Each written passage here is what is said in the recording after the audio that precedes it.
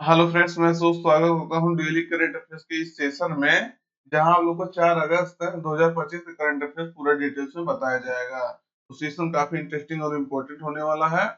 Last तक देखिएगा, कई सारे क्वेश्चन आप मिलने वाले हैं जो आपके एग्जाम के लिए इम्पोर्टेंट होंगे। इस क्वेश्चन का आंसर बताइए, अभी इसके बारे में पूरा डिटेल्स में आपको बताते हैं। चलिए शुरुआत करते हैं आज के पहले क्वेश्चन के साथ दोस्तों। पहला, चर्चा में रहा भारतीय तटरक्षक बल के लिए पहला स्वदेशी होवरक्राफ्ट है। ये देखिएगा, होवरक्राफ्ट है का निर्माण किस राज्य में जो है शुरू हुआ है। तो होवरक्राफ्ट के बारे में भी आपको बताएंगे क्या है। इसका जो है निर्माण किस राज्य में शुरू हुआ, वो भी पहला है। तो स्वदेशी रूप से पहला बन रहा है, तो किस राज्य में बन रहा है, तो इसको बताइए। गोवा, आंध्र प्रदेश, केरल या महाराष्ट्र में। तो कहाँ बन रहा है दोस्तों? सही उत्तर आपका रहेगा ये गोवा में बन रहा है। कहाँ? गोवा में बन रहा है। तो इसको ध्यान रखना है, ये आपके लिए इंपॉर्टेंट हो जाएगा। गोवा में पहला जो है स्वदेशी होवरक्राफ्ट का निर्माण हो रहा है। तो होवरक्राफ्ट क्या होता है?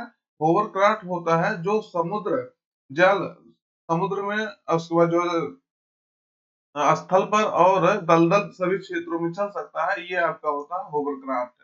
तो देखते हैं इसके बारे में।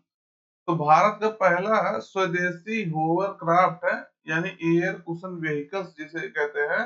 होवरक्राफ्ट भी कहिए, एयर कुशन व्हीकल्स कहिए, वो दोनों गोवा में जो है बनाया जा रहा है। कहाँ बनाया जा रहा है? गोवा में। और भारत का ये पहला स्वदेशी रूप से जो है निर्मित है। पहले इसका इमेज देखिए आप लोग, ये देखिएगा होवरक्राफ्ट इस तरह से कुछ है। इसको मूवी वगैरह में आप जरूर देखे होंगे। तो ये जो है आपका होवरक्राफ्ट है। इसको जो है विकसित किया जा रहा है किसके द्वारा? गोवा सरकार द्वारा विकसित किया जा रहा है। गोवा में एक, सॉरी सरकार ने, गोवा में एक कंपनी है, Chowgule and company private limited, Goa, इसके द्वारा इसमें इसको जो है विकसित किया जा रहा है। तो होवरक्राफ्ट क्या है? यह जमीन पर, दलदल पर, बर्फ पर और पानी पर सभी स्थानों पर, कहने मतलब चलने में सक्षम होता है। ऐसा इसको जो है ऐसा इसको जो है विकसित किया जाता है कि ये जमीन पर भी चल सके, दलदल में भी चल सके, बर्फ रहे वहां चल सके, पानी पर चल सके। तो सोचिए, कोई ऐसा व्हीकल्स है, कोई ऐसा वाहन विकसित किया जा रहा है जो सभी स्थानों पर क्या हो सके, रन कर सके। तो ये काफी इंपॉर्टेंट होता है। अक्टूबर 2024 में जो है रक्षा मंत्रालय ने इस कंपनी के साथ जो है कुल 6 होवरक्राफ्ट बनाने के लिए समझौता किया था। यानी अगर आप देखेंगे तो रक्षा मंत्रालय ने जो है अक्टूबर 2024 में, यानी पिछले लगभग 1 साल पहले ही समझौता किया था इस कंपनी के साथ कि स्वदेशी रूप से 6 होवरक्राफ्ट का जो है निर्माण किया जाए, विकास किया जाए। लेकिन अब ये निर्माण शुरू हो गया है। कहाँ शुरू हो गया है? तो गोवा में शुरू हो गया है, Chowgule and company private limited. तो इसलिए आपका इंपॉर्टेंट हो जाएगा। क्यों? क्योंकि ये आपका जो है पहला है, स्वदेशी रूप से बन रहा है। अगला है, हाल ही में खबरों में रही अष्टमुडी झील किस राज्य में स्थित है? तो केरल, तमिलनाडु, महाराष्ट्र, उड़ीसा। तो अष्टमुडी झील जो है किस राज्य में स्थित है? तो ये आपको बताना है। अभी चर्चा में क्यों रहा है, इसको भी बताना है। तो सही उत्तर आपका रहेगा ये केरल में है। कहाँ स्थित है? केरल में। इससे संबंधित हाई कोर्ट ने अभी कुछ आदेश दिया है, इससे संबंधित, इसलिए ये न्यूज में था। तो हाल ही में केरल उच्च न्यायालय ने राज्य सरकार और राज्य आर्द्रभूमि प्राधिकरण, यानी केरल आर्द्रभूमि प्राधिकरण जो केरल में है, उसको अधिसूचना जारी होने के 2 महीने के भीतर अष्टमुडी आर्द्रभूमि प्रबंधन इकाई स्थापित करने का निर्देश दिया है। तो किसने दिया है? केरल उच्च न्यायालय ने दिया है। ध्यान रखना है, इंपॉर्टेंट आपके लिए हो जाएगा। और ये जो अष्टमुडी आर्द्रभूमि है, अष्टमुडी जो है ये आपका 2002 में जो है ये क्या बना था? रामसर स्थल बना था। इसको भी ध्यान रखना है। यानी ये एक रामसर साइट है। इसके प्रबंधन के लिए एक जो है क्या बनाने के लिए, इकाई स्थापित करने के लिए हाई कोर्ट ने आदेश दिया है। जब इसके लिए अधिसूचना जारी हो जाए तब। तो इसको ध्यान रखना है। और निर्देश का उद्देश्य क्या है, इसको देखते हैं। उद्देश्य है प्रदूषण और अतिक्रमण की समस्या से जूझ रही अष्टमुडी आर्द्रभूमि का संरक्षण करना है। तो आप जानते होंगे आज वर्तमान समय में बहुत सारी आर्द्रभूमि और बहुत सारे ऐसे जो है क्षेत्र है जो पर्यावरण से जो है, पर्यावरण प्रदूषण से जूझ रहे हैं। तो उससे क्या होगा इनको, प्रदूषण से क्या होगा और अतिक्रमण से, तो समस्या जो उसकी जो समस्या है, उसका समाधान होगा। तो अष्टमुडी झील जो है केरल के कोल्लम जिले में है। कहाँ है? कोल्लम जिले में है। यह वेम्बनाड झील के बाद केरल की दूसरी सबसे बड़ी झील है। सोचिए, यानी आपसे क्वेश्चन पूछा जा सकता है वेम्बनाड झील कहाँ है, तो पहले आपको लगाना है केरल। दूसरे नंबर जो है आपका पूछे अष्टमुडी झील कहाँ है, तो वो भी आपको लगाना है केरल। अगर इसको घुमा करके पूछे, घुमा करके मतलब है कि केरल की दूसरी सबसे बड़ी झील कौन है, तो अष्टमुडी झील लगाना है। जैसे मान लीजिए कूट में अगर कभी दे आपसे, तो केरल की अष्टमुडी झील सेकंड है सबसे बड़ी, और फर्स्ट पे आपका जो है वेम्बनाड है, ध्यान रखना है। और आर्द्रभूमि संरक्षण के लिए जो है रामसर स्थल के तहत इसे जो है 2002 में रामसर स्थल घोषित किया गया था। आप जानते होंगे भारत में प्रेजेंट टाइम में रामसर स्थल देखेंगे तो 91 है, 89 था। अभी दो जो है राजस्थान में खींचन और एक करके और था, दो को जो है जोड़ा गया था, तो इसमें जिससे इसकी संख्या क्या हो गई है, 91 हो गई है।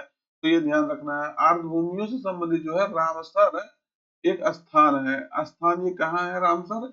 ये ईरान में, आपके कहाँ, ईरान में दोस्तों, आपके एक शहर है ईरान के उत्तरी भाग में, और जो कैस्पियन सागर है उसके दक्षिणी भाग में। ये ईरान का एक शहर है जहाँ 1971 में, डेट भी ध्यान रखना है, 2 फरवरी 1971 में, तब दोस्तों 2 फरवरी 1971 में विश्व के कई सारे देश जो है, देश के अर्धभूमि संरक्षण कार्य जो है पे जुटे थे, जिसमें क्या हुआ था, ये समझौता हुआ कि अर्धभूमियों के लिए विश्व अंतरराष्ट्रीय लेवल पे एक समझौता होना चाहिए। तब 2 फरवरी 1971 को यह समझौता हुआ था। हालांकि ये 1975 में लागू हुआ था, और भारत 1982 में इसको जो है अपनाया है। ये बात भी आपसे क्वेश्चन पूछा गया है, भारत इसको कब एक्सेप्ट किया है। लेकिन ये समझौता 1971 में हुआ था, इसीलिए ये इसमें क्या हुआ है, इसीलिए इसको 2 फरवरी को क्या होता है दोस्तों, 2 फरवरी को हम लोग प्रत्येक वर्ष विश्व आर्द्रभूमि दिवस मनाते हैं। यानी 2 फरवरी क्वेश्चन कई बार पूछा गया है, विश्व आर्द्रभूमि दिवस कब मनाया जाता है, वर्ल्ड वेटलैंड दिवस है, तो 2 फरवरी को मनाया जाता है। तो ये बात आपको ध्यान रखना है। अगला है चर्चा में रहा सावलकोट हाइड्रो प्रोजेक्ट किस नदी पर बनाया जाएगा। तो अभी जो है इसका डिसीजन हुआ है सरकार द्वारा कि सावलकोट हाइड्रो प्रोजेक्ट जो है किस नदी पे बनाने के लिए सरकार इसमें जो है क्या की है, मंजूरी दी है इसको। तो चिनाब, सिंधु, रावी, झेलम किस नदी पर दोस्तों बताइए। तो ये आपका जो है चिनाब नदी पर बनाने के लिए समझौता हुआ है। कहाँ हुआ है? चिनाब नदी पर। देखते हैं क्या है। 40 साल बाद जो है भारत ने एक बार फिर से सावलकोट हाइड्रो प्रोजेक्ट शुरू करने की तैयारी कर दी है।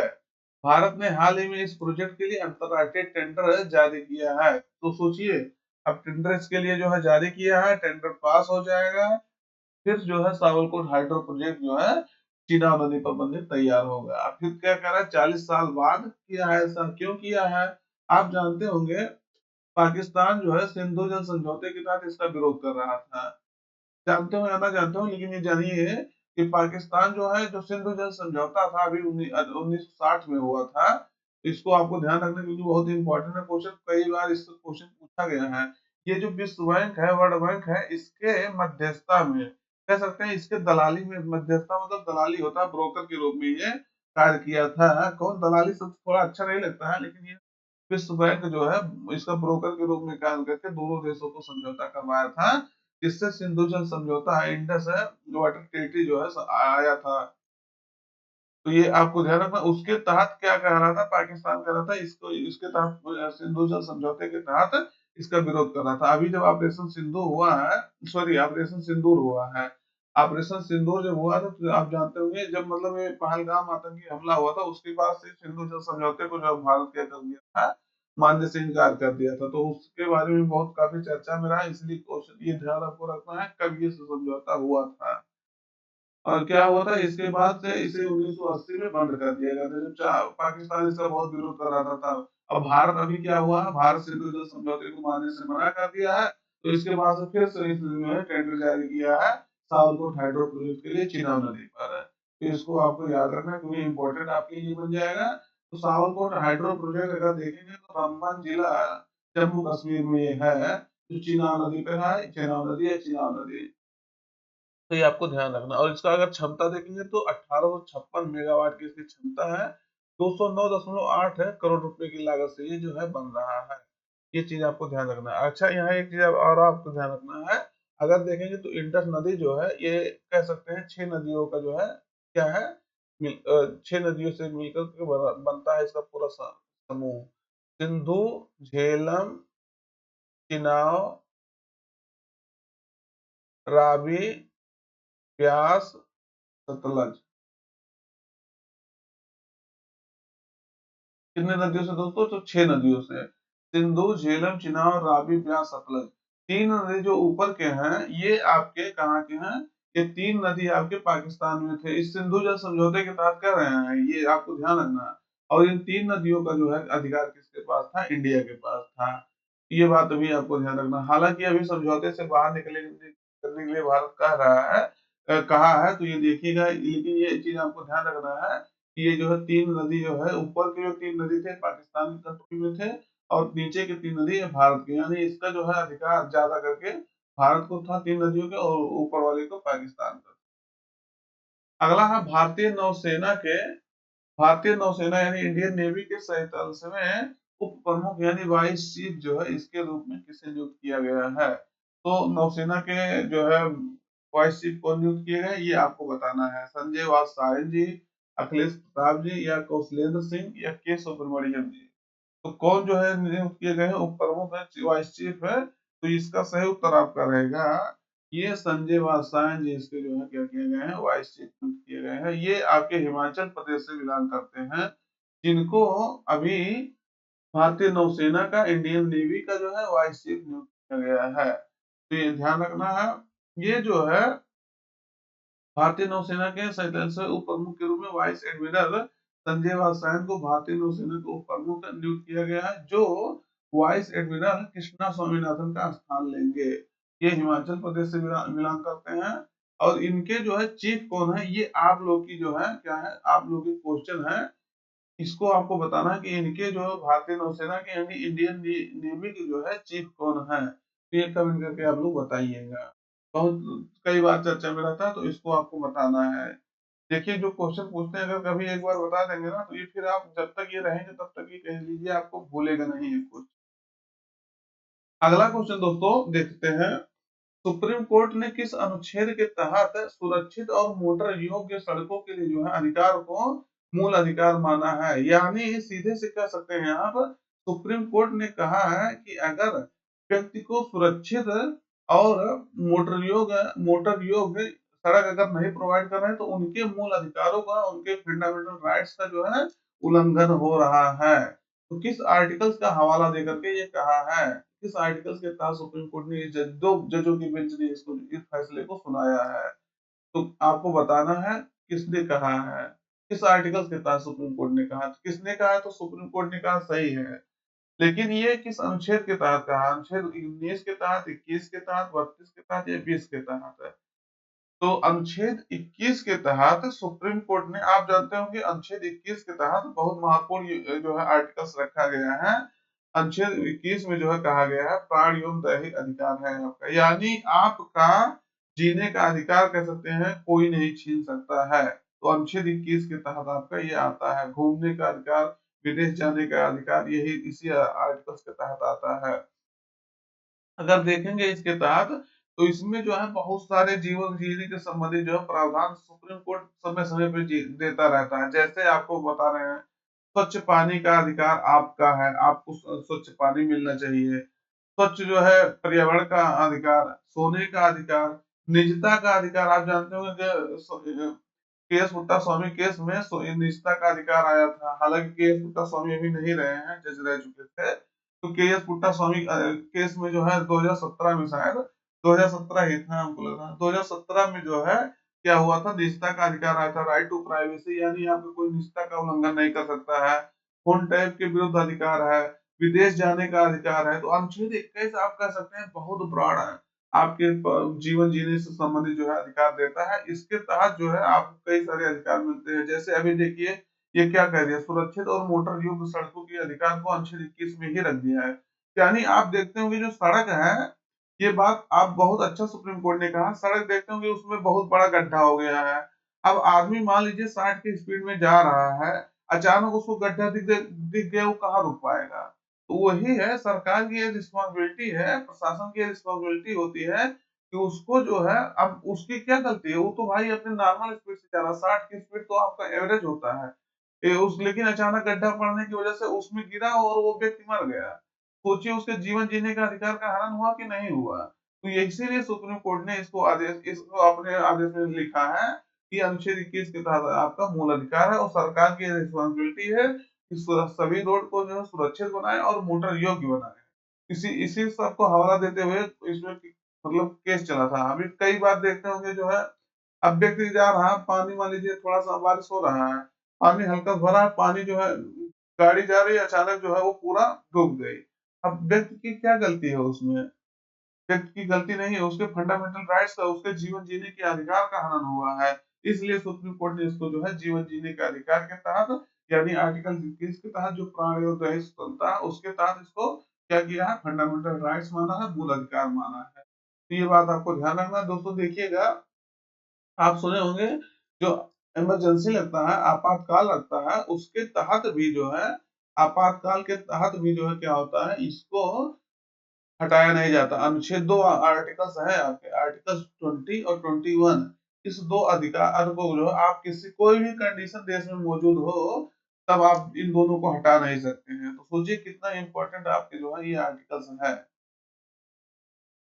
तो वही चीज इसमें बताया है कि अनुच्छेद 21 के तहत जो है सुरक्षित और मोटर योग्य सड़क है को मूल अधिकार माना है। सेफ एंड मोटरेबल रोड्स को जो सुप्रीम कोर्ट ने क्या माना है, फंडामेंटल राइट्स माना है। तो सुरक्षित और मोटर योग्य सड़क क्या है? एक ऐसी सड़क जिस पर एक्सीडेंट होने का खतरा बहुत कम हो और जिस पर जो है मोटर आसानी से चल सके। देखिए आप जो है 150 की स्पीड से गाड़ी चला रहे हैं, आपका एक्सीडेंट हो जाता है तो आपकी गलती है। लेकिन आप नॉर्मल जो है, नॉर्मल स्पीड से गाड़ी चला रहे हैं, लेकिन आपका किसी गड्ढे की वजह से आपका डेथ हो जाता है, सड़क में आपका जो है आपको जो है ज़्यादा चोट आ जाती है, तो वो आपकी गलती नहीं है। वो जो है प्रशासन की गलती है और जो है एडमिनिस्ट्रेशन की गलती है कि उस रोड को जो है सुरक्षित नहीं बनाया गया है और एक्सीडेंट होने से जो है खतरा इसीलिए आपका बना रहा है। तो इसको जो अनुच्छेद आपको ये चीज़ बता दें, अनुच्छेद 21 जो है प्राणी उद्योग का अधिकार जो है देता है, इसको ध्यान रखें। अगला है, हाल ही में भारतीय सीनियर पुरुष फुटबॉल टीम का नया कोच है, किसे नियुक्त किया गया है?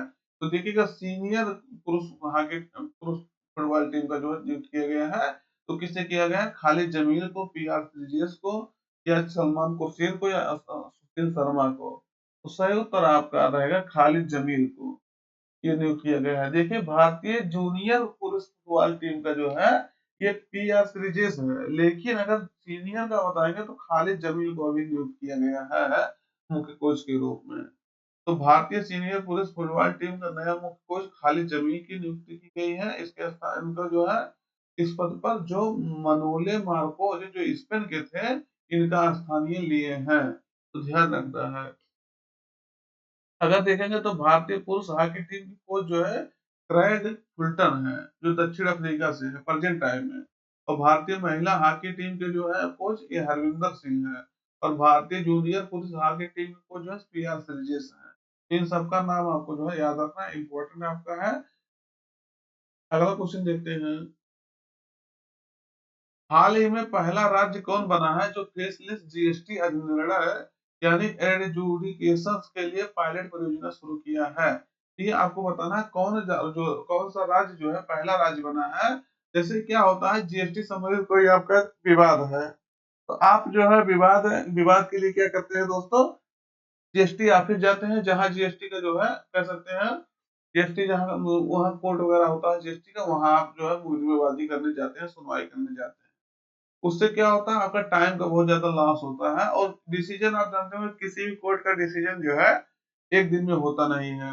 तो इससे क्या हुआ, तो केरल ने जो है, किसने, केरल ने, इसको ध्यान रखना है, केरल ने ये कहा कि फेसलेस यानी आपको उपस्थित होने की जरूरत नहीं, आप ऑनलाइन जो है यानी डिजिटली रूप से, वर्चुअल रूप से यहाँ यहाँ आपके जो कोर्ट है जीएसटी जो कह सकते हैं, जीएसटी से संबंधित जो कोर्ट है वो, और यहाँ आप दोनों लोग आप ऑनलाइन आकर के वर्चुअल माध्यम से क्या कर सकते हैं, सुनवाई कर सकते हैं, जिससे क्या होगा, आपका टाइम बचेगा। आपका जो है जब वो रहेगा सुनवाई का डेट, आप यहाँ से आकर के सुन लीजिएगा। तो यही इसीलिए जो है इसी सुविधा को यानी आने जाने से और आपके जो खर्चे होते थे, आपका टाइम जो नुकसान होता था, उससे बचने के लिए पायलट परियोजना के रूप में इसको फेसलेस जो है शुरू किया है, ये चीजें तो केरल ने शुरू किया है। जीएसटी अधिनियम निर्णय के लिए। तो ध्यान रखना है, वही चीज है कि केरल पहला राज्य बना है जो फेसलेस जीएसटी अधिनियम यानी एडजुडिकेशन के लिए पायलट परियोजना शुरू किया है। कौन शुरू किया है? केरल शुरू किया है। इसमें वही चीज होगा जो आपसे बताया कि इसमें जो है चीजें आपका आसान हो जाएगी आपकी सुनवाई के लिए। तो दोस्तों आज का जो करंट अफेयर्स था आपका मुख्यतः जो समाप्त होता है, लेकिन अभी हम लोग जो है इसका रिवीजन कर लेते हैं 1 मिनट के अंदर, जो कल हम लोग पढ़े थे। जरा चर्चा में रहा क्योटो प्रोटोकॉल जो है कब लाया गया था। तो क्योटो प्रोटोकॉल आपका 1997 में आया था, जो 2005 में इसको जो है लागू किया गया था। अभी इंटरनेशनल कोर्ट ऑफ जस्टिस इसमें कुछ निर्णय दिया है, इसके कारण से चर्चा में रहा है। अगला कह रहा यू नेयो शाह को किस देश का प्रधानमंत्री नियुक्त किया गया है? तो इसको जो है आपका दोस्तों म्यांमार का प्रधानमंत्री नियुक्त किया गया है। अगला है हाल ही में अपना घर पहल किस मंत्रालय द्वारा शुरू किया गया है? तो पेट्रोलियम और प्राकृतिक गैस मंत्रालय द्वारा जो है शुरू किया गया है, जिससे क्या होगा, ट्रक ड्राइवर जो होते हैं वहां आकर के रुक सकते हैं। अगला है हाल ही में भारतीय नौसेना को सौंपे गए नीलगिरी श्रेणी प्रोजेक्ट 17A के तीसरे जहाज का नाम क्या है? तो हिमगिरी नाम था, इसको ध्यान रखना है। अगला है किस संगठन ने जो है शायद ये क्वेश्चन कल नहीं हो पाया था, तो कल क्योंकि जो है वीडियो थोड़ा सा टर्मिनेट हो गया था। कह रहा किस संगठन ने महिलाओं के नेतृत्व वाली सरकारी योजना है स्वयं शक्ति सहकार योजना और नंदिनी सहकार शुरू किया है? ये शुरू किया राष्ट्रीय सहकारी विकास निगम ने। अगला है, अभी देखिएगा इसको आज ही बताया था, अष्टमुडी झील है किस राज्य में स्थित है? तो केरल में। देखिए कल क्वेश्चन जो है कि हो नहीं पाया था, टर्मिनेट हो गया था वीडियो, इसके कारण से आपको जो है आज बता दे रहे हैं। तो दोस्तों आज का जो करंट अफेयर्स था आपका समाप्त होता है। हम लोग कल जो है फिर सेशन मुलाकात करेंगे। हम लोग आप जानते होंगे कि हम लोग जो है पर डे इस तरह से डिस्कशन करते हैं, जो इम्पोर्टेंट करंट अफेयर्स होता है उससे वो आपका कवर होता है। फिर हम लोग नए सेशन में मुलाकात करेंगे। Thank you.